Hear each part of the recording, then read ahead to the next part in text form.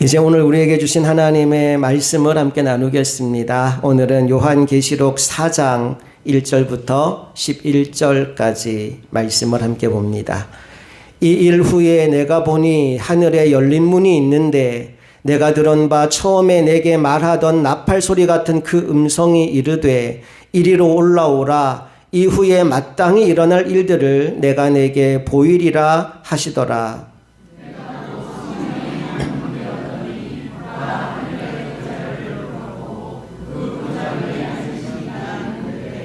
앉으신 이의 모양이 벽옥과 홍보석 같고 또 무지개가 있어 보좌에 둘렸는데 그 모양이 녹보석 같더라.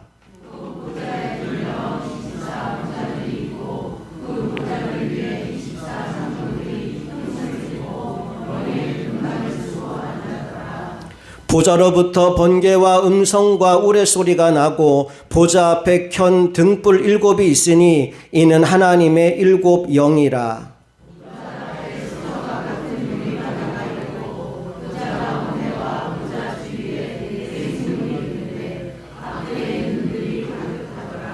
그 첫째 생물은 사자 같고 둘째 생물은 송아지 같고 그 셋째 생물은 얼굴이 사람 같고 그 넷째 생물은 날아가는 독수리 같은데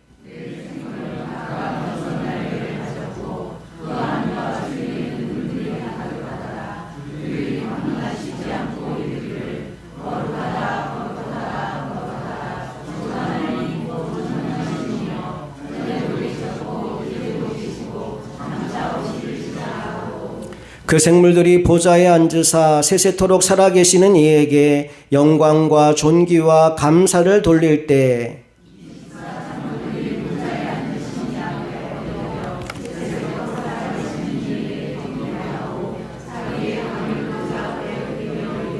함께 읽습니다. 우리 주 하나님이여 영광과 존귀와 권능을 받으시는 것이 합당하오니 주께서 만물을 지으신지라 만물이 주의 뜻대로 있었고 또 지으심을 받았나이다 하더라.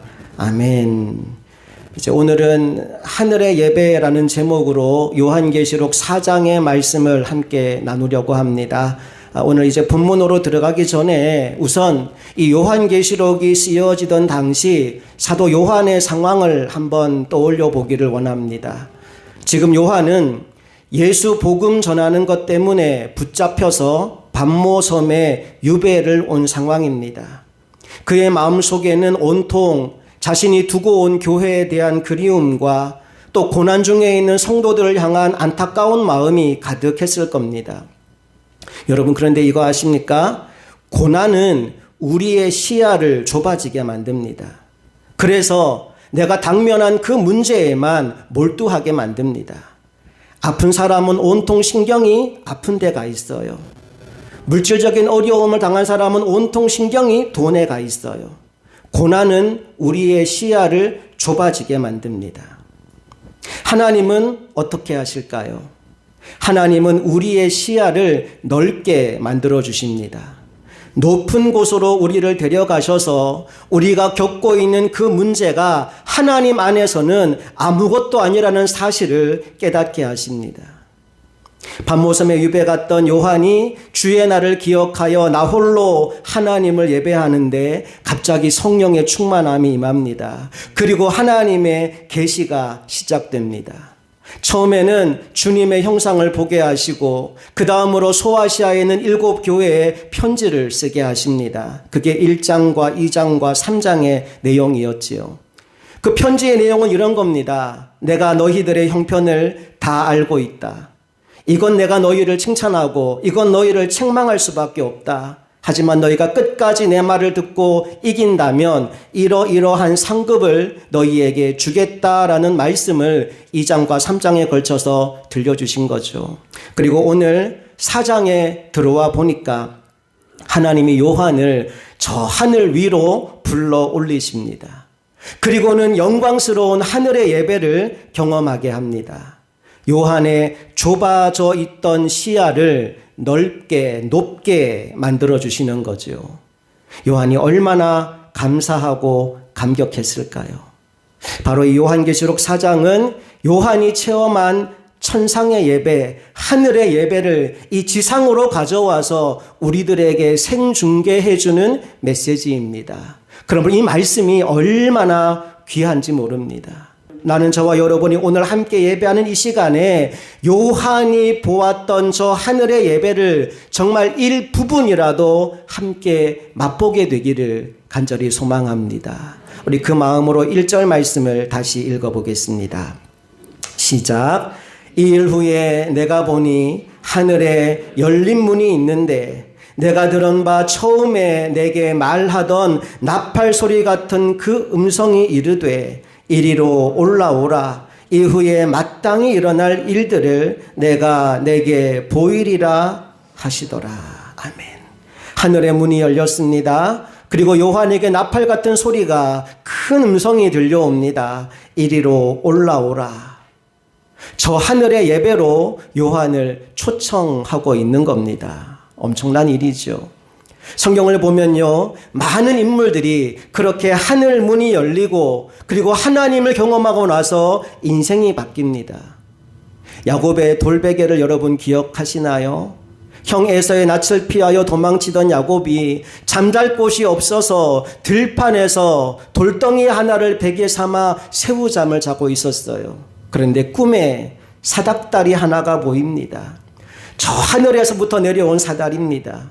그 사다리를 타고 천사가 오르락 내리락 하고 있어요. 그리고 하나님의 음성이 들려옵니다. 나는 아브라함과 이삭의 하나님이다.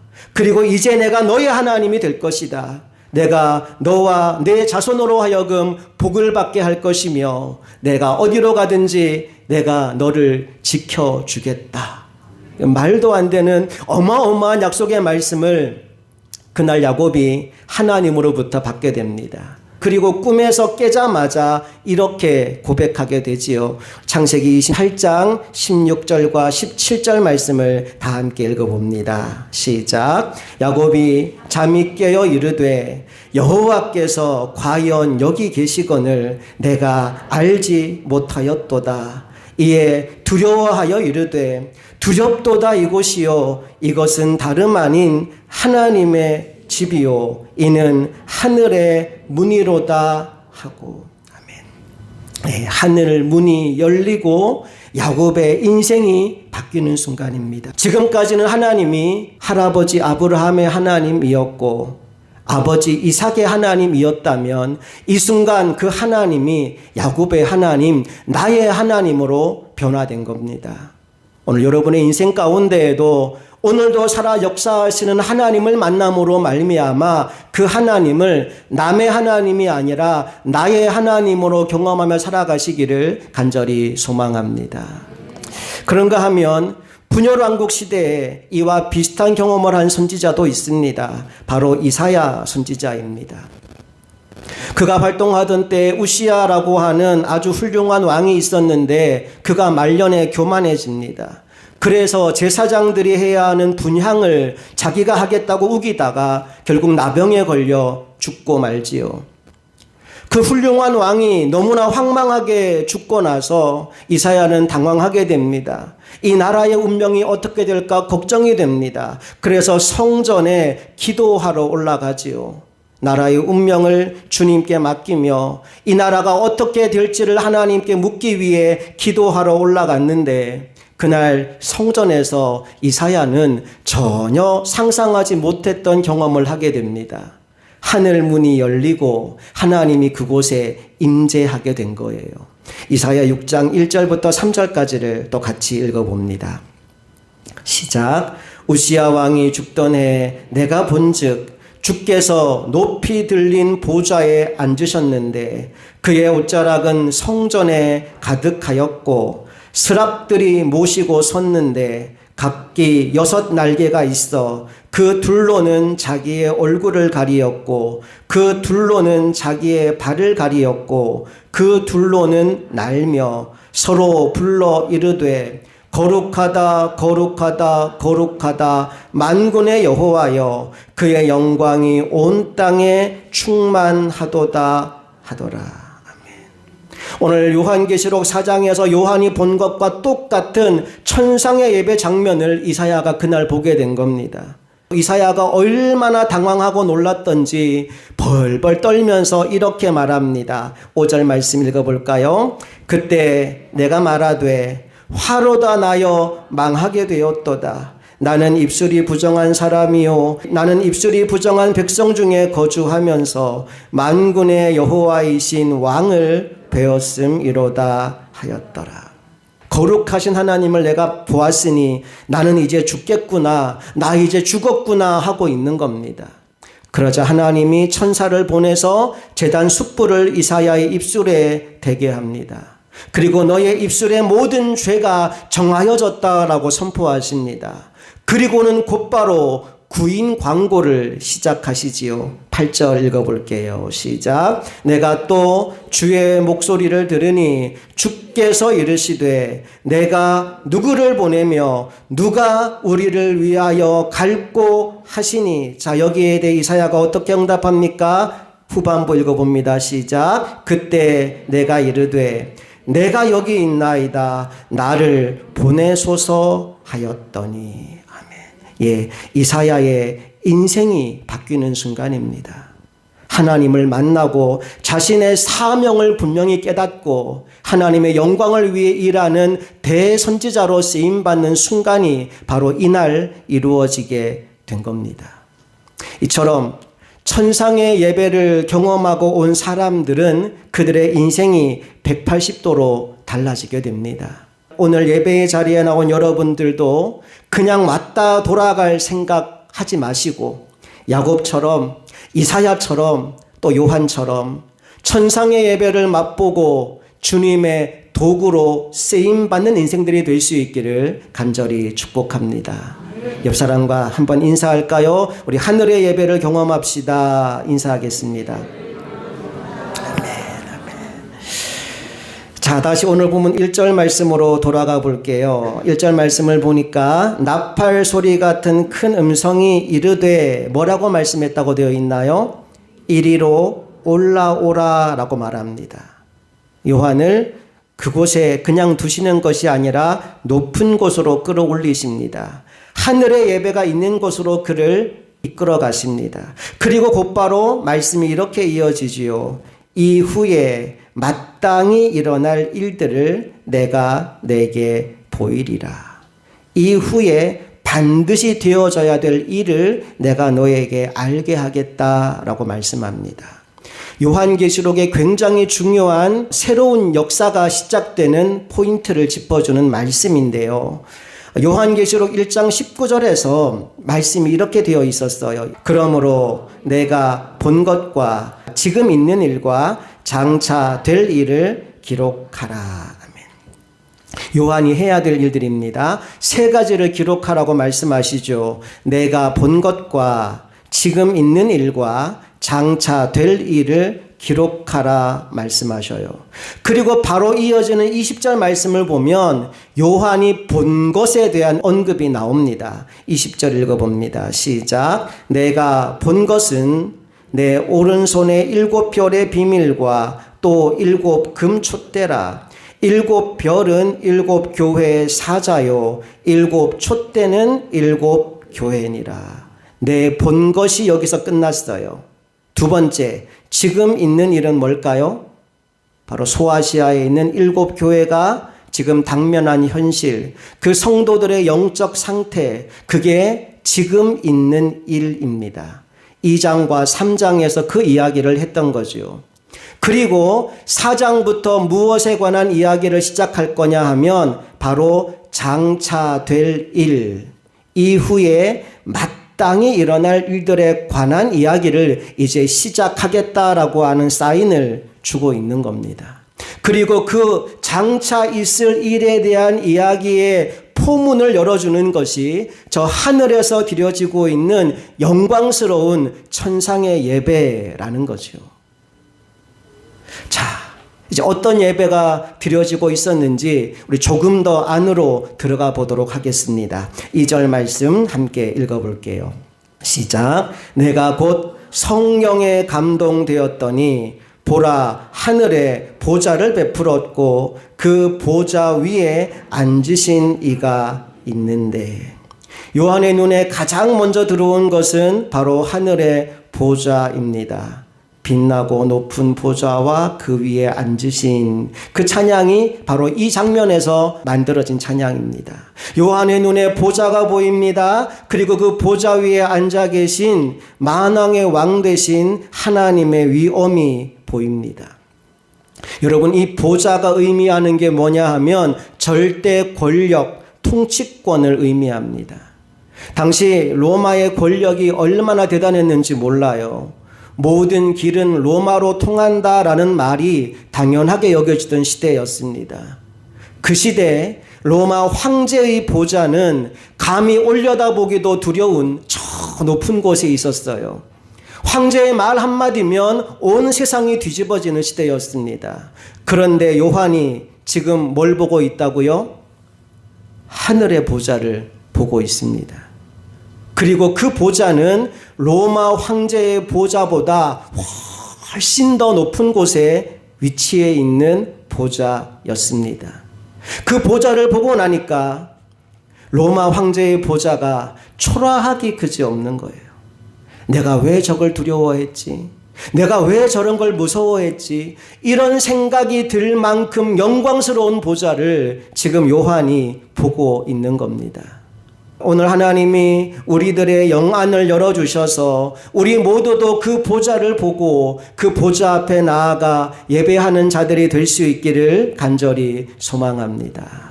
자, 제일 먼저 보좌를 봤습니다. 그리고 또 무엇을 봤을까요? 3절 말씀을 읽어볼게요. 시작.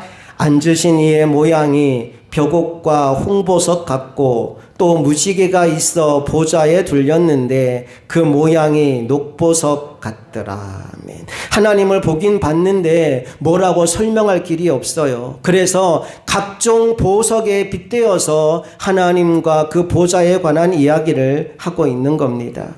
그리고 요한의 눈에 또 다른 것이 보이게 되는데요. 4절로 가봅니다. 시작. 또 보좌에 둘려 24 보좌들이 있고 그 보좌들 위에 24 장로들이 흰 옷을 입고 머리에 금관을 쓰고 앉았더라.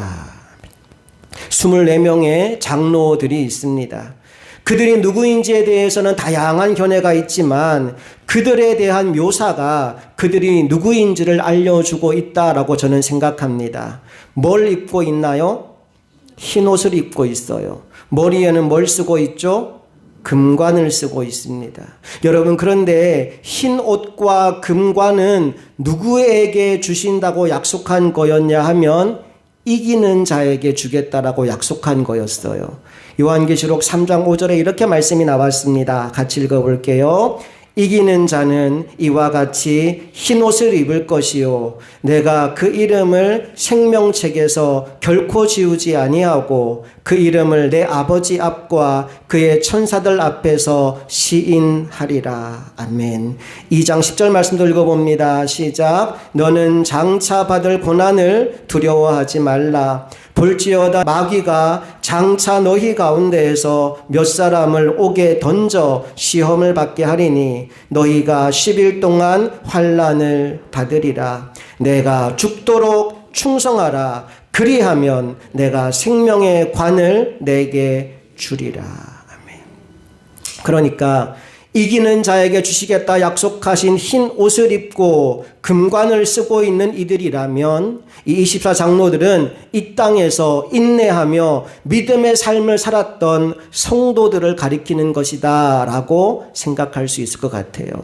자, 또 무엇을 봅니까? 6절로 가봅니다. 시작. 보좌 앞에 수정과 같은 유리바다가 있고 보좌 가운데와 보좌 주위에 네 생물이 있는데 앞뒤에 눈들이 가득하더라.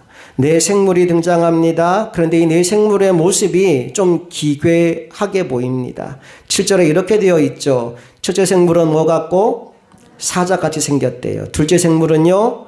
송아지같이 생겼대요. 셋째 생물은 얼굴이 사랑받고 넷째 생물은 날아가는 독수리 같다라고 말합니다. 그리고 8절을 보니까 네 생물이 각각 6개의 날개를 가졌는데 그 날개 안과 주위에 눈들이 굉장히 많았대요. 그러니까 사방을 다 볼 수 있도록 눈이 굉장히 많이 달린 겁니다. 그 형상을 그림으로 표현한다면 이런 모습일 거예요.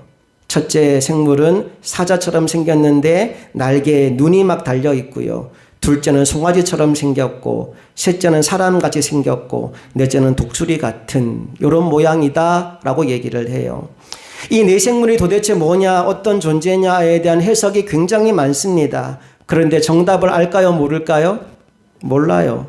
몰라요. 요한이 본 거 그냥 묘사해 놓은 거니까 이게 무엇이다라고 100% 정확하게 말할 수는 없어요. 그런데 가장 가까운 해석은 스랍 천사라는 해석입니다. 왜냐하면 아까 이사야가 보았던 것이 비슷한 거거든요. 날개 6개가 있는데 두 날개는 얼굴 가리고 두 날개는 발 가리고 두 날개는 날면서 하나님을 찬양하는 그 스랍들, 천사들이 이 모양과 비슷하니까 천사들이 아니겠는가, 그게 가장 가까운 해석이고요. 그런데 굳이 이 네 생물이 어떤 존재냐 거기 신경 쓰기보다는 진짜 중요한 거, 도대체 이 네 생물이 무엇을 하고 있느냐가 중요합니다. 8절 후반부에 말씀이 이렇게 기록됩니다. 같이 읽어볼게요. 시작. 그들이 밤낮 쉬지 않고 이르기를 거룩하다 거룩하다 거룩하다 주 하나님 곧 전능하신 이여, 전에도 계셨고 이제도 계시고 장차 오실 이시라 하고. 네 생물이 뭐 하고 있어요? 밤낮 쉬지 않고 24시간 365일 하나님을 찬양하고 있어요. 거룩하다 거룩하다 거룩하다 주 하나님. 그리고 나서 그분이 어떤 분인지를 설명하는데 이렇게 말합니다. 곧 전능하신 이여, 전에도 계셨고 이제도 계시고 장차 오실 이시라. 여러분, 이 땅의 황제는 대단한 권력을 가지고 있는 건 맞아요. 그런데 그는 과거에 없었던 때가 있었습니다. 그리고 미래에도 분명히 없을 거예요. 단지 지금 제한된 시간 동안만 강력한 권력을 가지고 있는 겁니다. 그런데 하나님은 어떤 분이라고요? 전에도 계셨고 이제도 계시고 장차 오실 분이라고요. 그분이 없었던 순간은 단 한순간도 없으시다 이 말입니다. 그 하나님을 보는 순간 로마 황제의 권력이라고 하는 것이 한낮 바람 앞에 촛불 같은 것임을 깨닫게 되는 거죠. 자, 그렇게 네 생물은 9절의 표현처럼 보좌에 앉으사 세세토록 살아계신 이에게 영광과 존귀와 감사의 찬양을 돌리고 있었어요. 그리고 10절 말씀을 보니까 24장로들도 가만히 있을 수가 없었던지 자신들이 쓰고 있던 관을 벗어서 하나님께 드리며 예배하기 시작합니다. 10절과 11절을 또 읽어볼게요. 시작. 24장로들이 보좌에 앉으신 이 앞에 엎드려 세세토록 살아계시는 이에게 경배하고 자기의 관을 보좌 앞에 드리며 이르되 우리 주 하나님이여, 영광과 존귀와 권능을 받으시는 것이 합당하오니 주께서 만물을 지으신지라. 만물이 주의 뜻대로 있었고 또 지으심을 받았나이다 하더라. 아멘. 여러분, 예배는 하나님께 관을 벗어 드리는 겁니다. 내가 그 영광을 취하는 것이 아니고 하나님께 모든 영광을 돌려드리는 것입니다. 찬양대가 영광을 받아서는 안 됩니다. 대표기도 하는 사람이 영광을 받아서도 안 됩니다. 말씀을 전하는 설교자가 영광을 취하여서도 안 됩니다. 물론 잘했다 박수 쳐줄 수 있어요. 은혜 받았습니다 인사할 수도 있지요. 그런데 그 관을 내가 계속 쓰고 있으면 안 된다는 거예요. 오늘 24장로들이 하는 것처럼 내가 받은 그 관을 벗어서 주님의 보좌 앞에 드려야 합니다. 여러분, 그것이 예배의 마무리예요. 예배의 시작은 영광스러운 하늘의 보좌를 보는 것이라면 예배의 마무리는 내가 쓰고 있던 관을 벗어서 주님께 드리는 거예요. 나는 이 영광스러운 예배가 우리 흥업교회에서 매주 매 시간마다 이루어지게 되기를 간절히 소망합니다. 말씀의 결론입니다. 진짜 살아있는 예배, 하나님이 기뻐 받으시는 천상의 예배는 어떤 예배일까요? 첫째, 하나님의 보좌를 바라보는 예배입니다. 요한이 그렇게 했지요. 이 땅에서 그는 그냥 주의 날을 기억하며 홀로 기도하는 중이었는데 하나님이 하늘문을 여십니다. 그리고 이리로 올라오라 부르십니다. 그 부름을 받고 저 하늘 위로 올라갔더니 그곳에 영광스러운 주님의 보좌가 있습니다. 그 보좌를 바라보는 것이 예배의 시작입니다. 교회에 나와서 목사를 볼 수도 있고요. 다른 성도들을 볼 수도 있고요. 여러분, 그게 여러분 예배의 시작이 되면 안 돼요. 영광스러운 주님의 보좌와 그 위에 앉으신 하나님을 바라보는 것이 예배의 시작입니다. 그 영광의 보좌를 보고 나면 이 땅의 권력, 로마의 통치권, 그게 아무것도 아닌 것을 알게 됩니다. 오늘 우리가 눈을 들어 영광스러운 보좌를 바라보고 나면 이 땅에서 겪고 있는 그 모든 일들이 아무것도 아님을 깨닫게 됩니다. 저와 여러분이 이 땅에서 무슨 어려움과 고난이 있든지 그것 때문에 좁아진 시선으로 살아가는 것이 아니라 하늘의 영광스러운 보좌를 바라봄으로 말미암아 하나님의 눈으로 그 문제를 볼 수 있기를, 그래서 그것이 아무것도 아님을 깨닫게 될 수 있기를 주님 이름으로 축복합니다. 두 번째, 하나님을 쉼 없이 찬양하는 예배가 살아있는 예배입니다. 오늘 내 생물이 뭐 하고 있었다고요? 밤낮 쉬지 않고 하나님을 찬양했어요. 거룩하다, 거룩하다, 거룩하다 주 하나님 곧 전능하신 이여. 여러분, 이 천사들이 했던 이 찬양을 오늘 우리도 해야 할 줄로 믿습니다. 왜냐하면 하나님이 우리들을 하나님을 찬송하는 존재로 만드셨기 때문입니다. 이사야 43장 21절 다 함께 읽어볼게요. 시작. 이 백성은 내가 나를 위하여 지었나니 나를 찬송하게 하려 함이니라. 아멘. 예, 우리는 하나님을 찬송하기 위해 지음받은 존재입니다. 그러므로 언제 어디에서든지 하나님을 찬송하는 사람으로 살아가는 우리 모두가 되기를 바랍니다. 마지막 세 번째, 어떤 예배가 진짜 살아있는 예배인가? 모든 영광을 누구에게? 하나님께 돌려드리는 예배입니다. 24장로들이 어떻게 했지요? 자기들의 관을 벗어서 보좌 앞에 드렸습니다. 예, 오늘 우리의 예배도 그러해야 합니다. 내가 모든 영광을 취하는 것이 아니라 모든 영광과 존귀를 하나님께 돌리며 하나님만 높이는 예배. 저와 여러분이 남은 평생 그렇게 하나님을 기쁘시게 하는 예배자들로 살아가게 되기를 간절히 소망합니다. 함께 기도하시겠습니다.